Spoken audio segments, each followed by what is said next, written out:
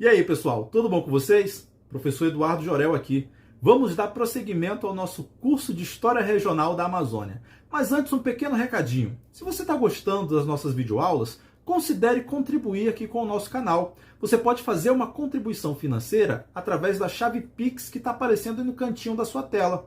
A chave Pix é um e-mail, ejorel@gmail.com. Repetindo, ejorel@gmail.com. Ou então você também pode utilizar o código QR que está aparecendo aí no cantinho da sua tela. Você pode contribuir com o valor que você quiser, tudo bem?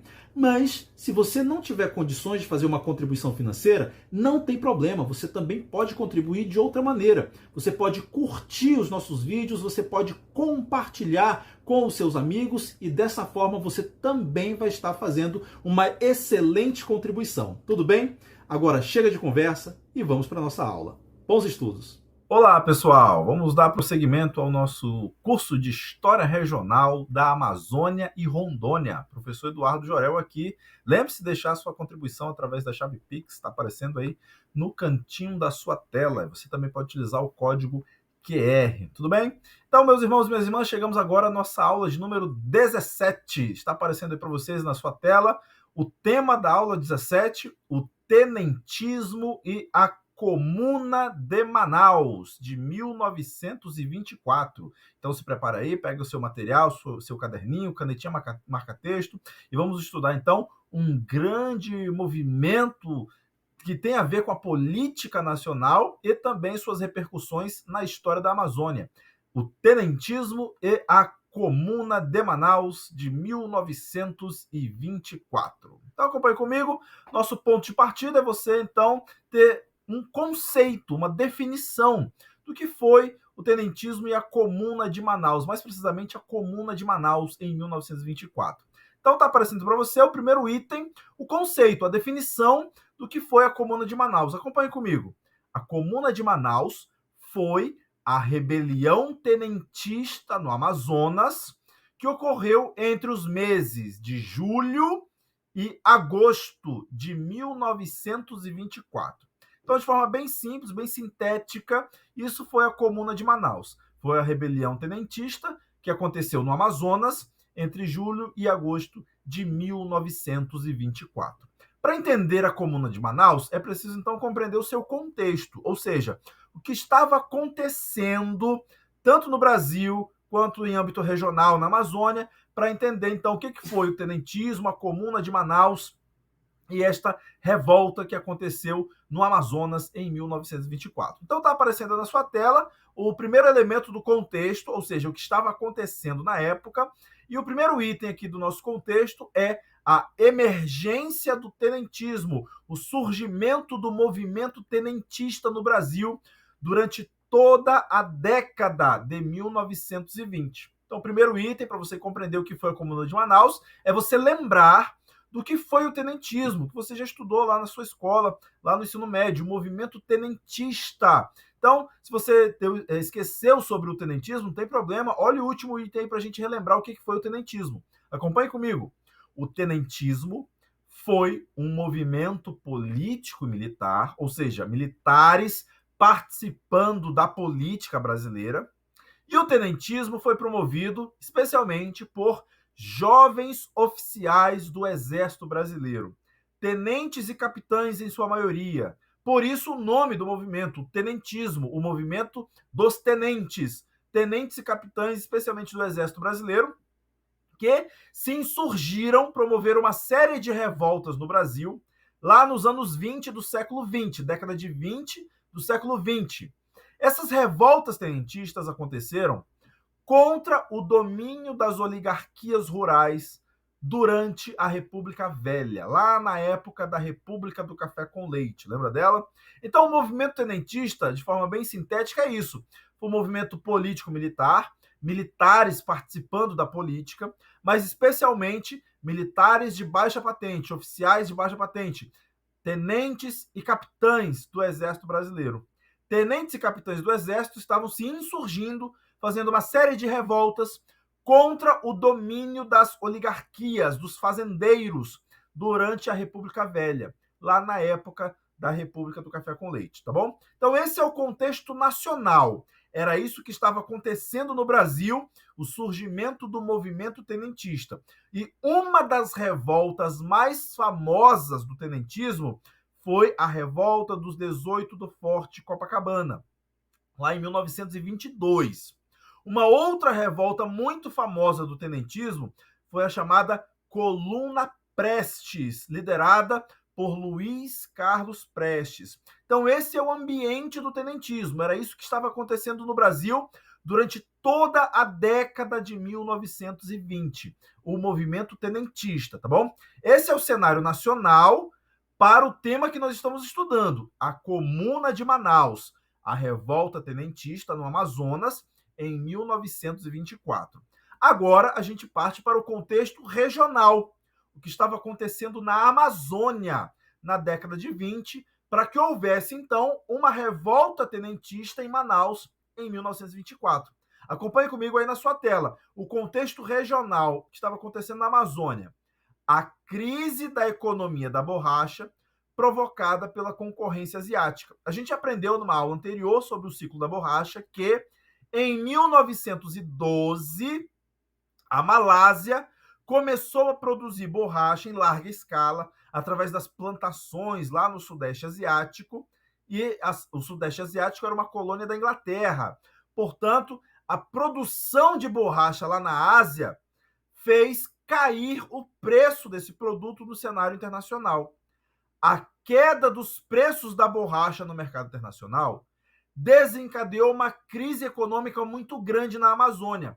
Inúmeros comércios decretaram falência, houve a queda na arrecadação de impostos, tanto no Pará quanto no Amazonas, houve um êxodo de seringueiros das suas colocações, dos seringais, para a cidade, especialmente para Manaus, tentando melhores condições de vida. Então, esse era o quadro geral da economia da Amazônia na época da década de 20, na mesma época em que eclodiram as várias revoltas tenentistas. Uma crise econômica generalizada, com falência de comércios, a arrecadação de impostos em declínio e um êxodo rural muito grande de seringueiros saindo dos seringais em direção às cidades, especialmente Manaus, tentando encontrar condições de vida melhores para os seus e também tentando sair desse quadro de crise geral da economia da Amazônia. É nesse quadro, então, que a gente tem a emergência do tenentismo no Amazonas, a Comuna de Manaus, em 1924. Tudo bem? Agora a gente parte para o estopim. Em 1924, o clima era de insatisfação generalizada, especialmente em Manaus. Na Amazônia em geral, especialmente em duas cidades, Belém e Manaus, as duas grandes cidades, as duas grandes metrópoles da Amazônia, mas especificamente em Manaus, o clima de insatisfação era muito grande. Em vários grupos sociais, em específico, comerciantes de Manaus e também funcionários públicos, dado que o comércio estava em declínio, havia falência muito grande do setor comercial e, para o serviço público, havia o atraso de salários, porque a arrecadação de impostos, àquela época, dependia em grande medida das exportações, e como a borracha estava em crise, houve um decréscimo na arrecadação de impostos, resultando no atraso de salários do funcionalismo público. Então, um grande contingente de trabalhadores da cidade, tanto Belém quanto Manaus, mas especialmente Manaus, tinha um clima de insatisfação generalizada. É nesse clima de insatisfação que a gente tem, então, o estopim da revolta. Olha aí, está aparecendo na sua tela. O estopim para a revolta em Manaus foi o início da revolta tenentista em São Paulo. Então, atenção agora, cuidado para não confundir.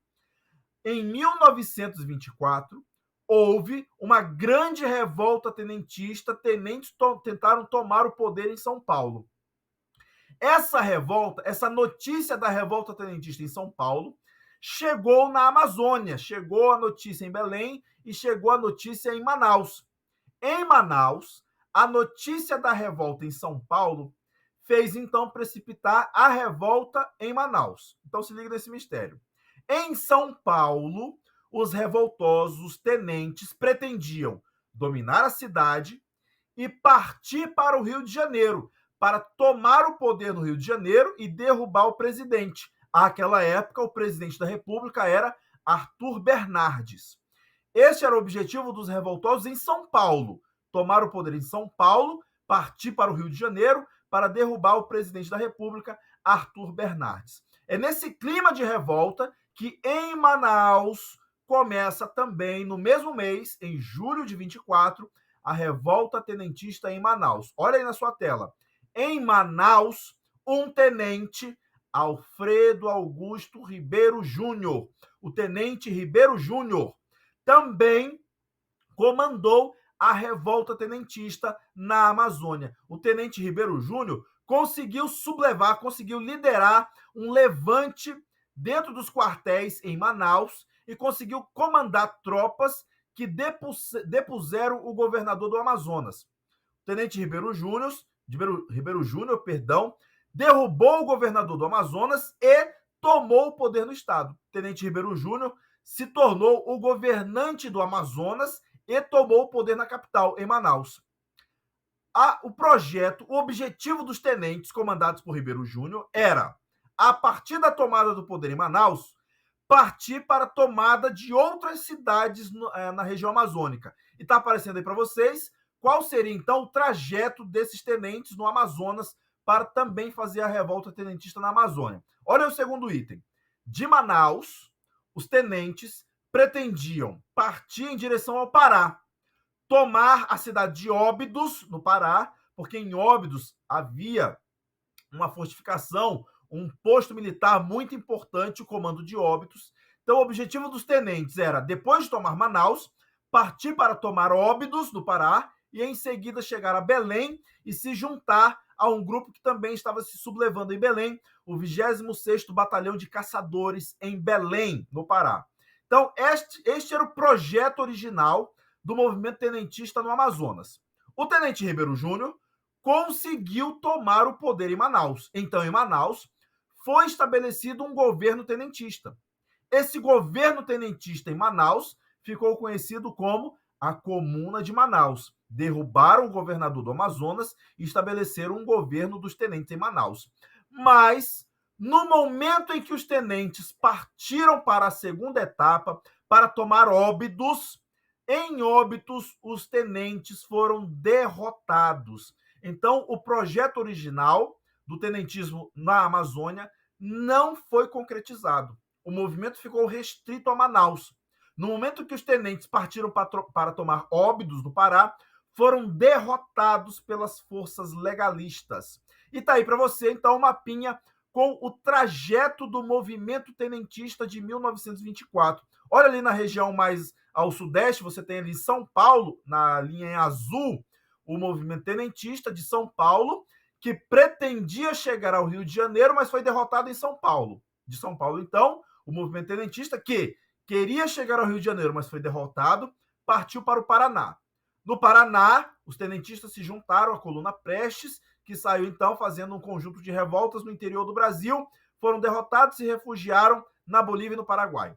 Mais acima, olha lá agora na Amazônia, nós temos o trajeto do movimento tenentista na Amazônia. Partindo de Manaus, os tenentes, sob o comando de Ribeiro Júnior, tomaram o poder em Manaus e o seu objetivo era, posteriormente, tomar Óbidos, navegando pelo rio Amazonas, chegar a Óbidos, de Óbidos chegando até Belém.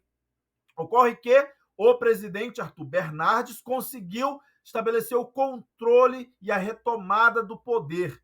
Então, o presidente Arthur Bernardes, presidente do Brasil, enviou tropas, o general Mena Barreto conseguiu controlar a revolta lá em Óbidos. Os tenentes não chegaram a tomar o poder em Belém. Então, esse seria o trajeto para o domínio do poder no Amazonas, que foi frustrado no meio do caminho. Lá em Óbidos, os tenentes foram derrotados.